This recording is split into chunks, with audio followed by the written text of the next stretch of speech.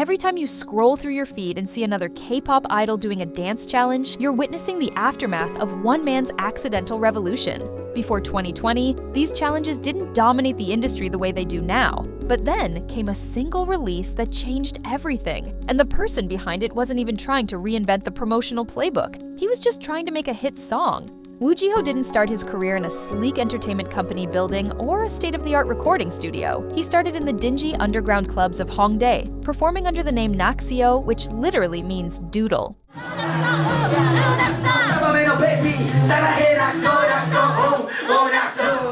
While other kids his age were dreaming of idol stardom, he was grinding through the Japanese and Korean underground hip-hop scenes, linking up with crews like Dope Squad and Undisputed.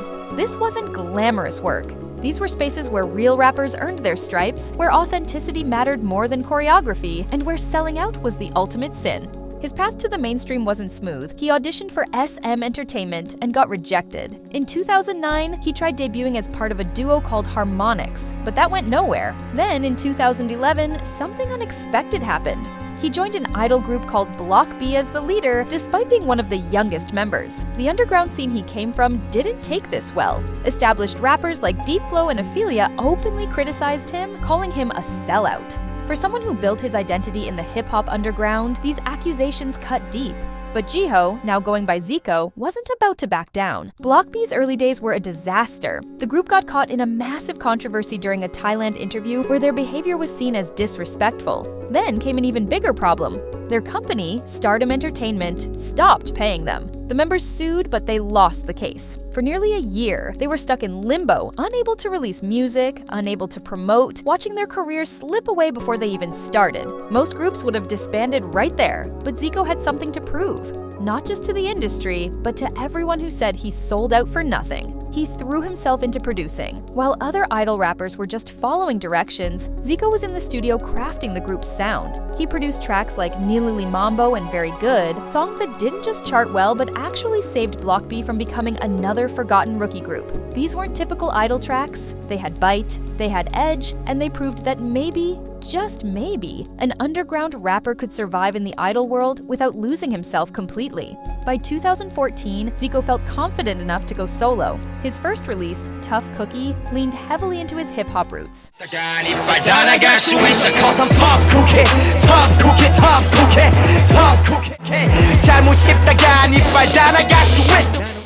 It was his way of saying he hadn't forgotten where he came from. He started dropping mixtapes, collaborating with artists like IU, Crush, and Dean. Slowly, the underground scene that once rejected him began to respect what he was building.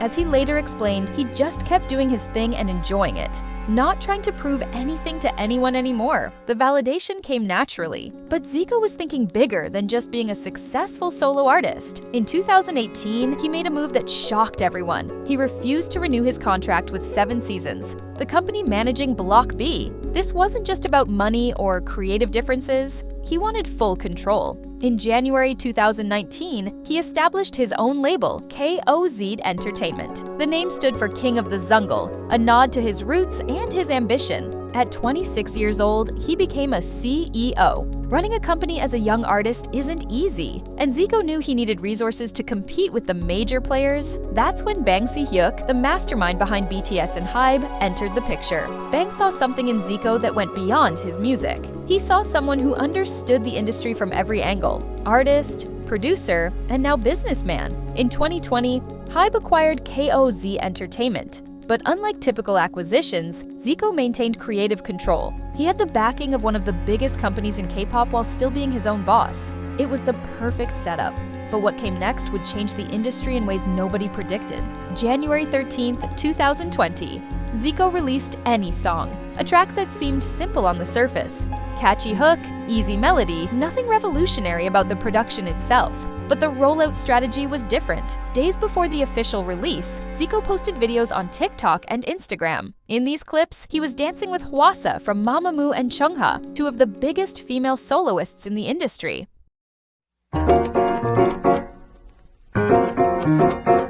왜들 그리 다운돼 있어 뭐가 문제야 say something 분위기가 겁나 싸해 아무 노래나 일단 틀어 아무거나 신나는 걸로 아무렇게나 춤춰 Sick and tired all my The choreography was intentionally basic. Anyone could follow it. That was the whole point. The videos didn't just go viral, they exploded. Hwasa's video racked up over 4 million views. Chungha's got more than 6 million on Instagram alone. Then the floodgates opened. Lee Hyori, a literal K-pop legend, posted her version. So did Tiffany Young, Sandara Park, Winners Mino, and actress Park Shin-hye. These weren't coordinated promotions or paid partnerships. People genuinely wanted to participate. Within the first 10 days, fans had uploaded 100,000 videos doing the Any Song Challenge. Within a month, those videos accumulated 800 million cumulative views. The song hit #1 on every major Korean chart. It achieved a perfect all-kill, the first of 2020, and stayed at the top for 7 consecutive weeks. To put that in perspective, it was the longest-running chart topper at that point. Even BTS couldn't knock it off. Their release Black Swan came out during Any Song's reign, and ZICO's track blocked it from hitting #1. This was unprecedented. ZICO achieved all of this without appearing on a single music show, without traditional promotions, without following any of the established rules. Culture critics immediately recognized what happened. He had tapped into the mobile-centered entertainment culture perfectly, creating something so accessible that participation felt natural, not forced. But here's where things get complicated. The success of Any Song didn't just boost ZICO's career, it fundamentally altered how K-pop companies approached promotions. Suddenly, every single release needed a TikTok challenge. Every comeback required idols to create easy choreography specifically designed for fan participation. Entertainment companies formed entire teams dedicated to challenge content. What ZICO did organically became a mandatory checkbox on every promotional campaign. ZICO himself noticed the shift, and he wasn't entirely comfortable with it. During appearances on variety shows, he actually apologized, saying he'd been feeling that a lot of people resent him. He explained how challenges transformed from fun, optional content into an obligation. Before, during breaks between promotions, singers could rest.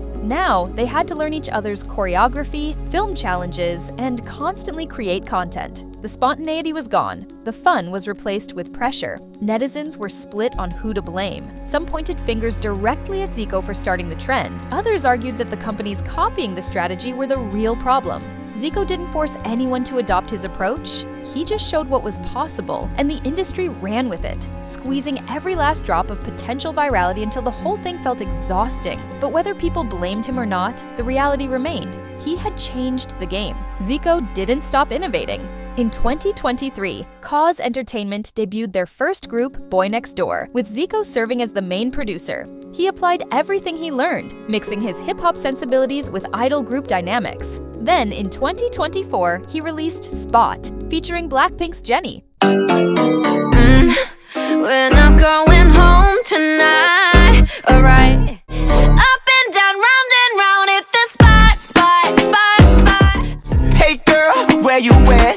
Daddy look I can send me the address. No dress code, 대충 걸치면 돼. The track hit #1 on the US Billboard World Digital Song Sales chart, marking his first American chart topper. And yes, it came with a dance challenge, because at this point, not doing one would almost be weird. The transformation is complete. The underground rapper who got called a sellout, who joined an idol group that nearly collapsed before it started, who lost a lawsuit and spent a year in limbo, became the person who accidentally revolutionized K-pop promotion. ZICO went from performing in Hongdae basements to sitting in HYBE's headquarters, attending meetings as a CEO, overseeing artists, and producing content that shapes the industry's direction. Any Song is directly credited with changing promotional strategies permanently. The integration of short-form video content into K-pop's DNA traces back to January 2020. Every challenge flooding your timeline, every idol dancing to someone else's song, every carefully crafted 10-second clip designed for maximum shareability exists because ZICO proved it works.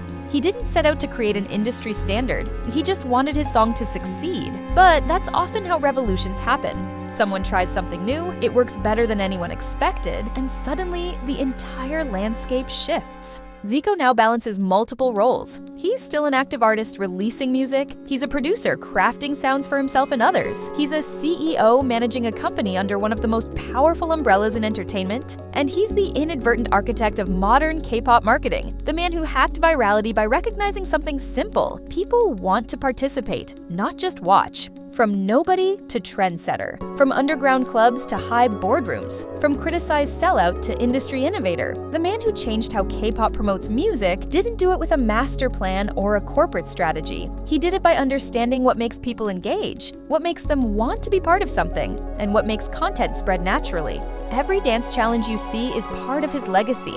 Every short-form video strategy traces back to one release, one moment, one decision to make participation easy. ZICO didn't just hack virality, he rewired the entire system, and the industry is still catching up to what he started.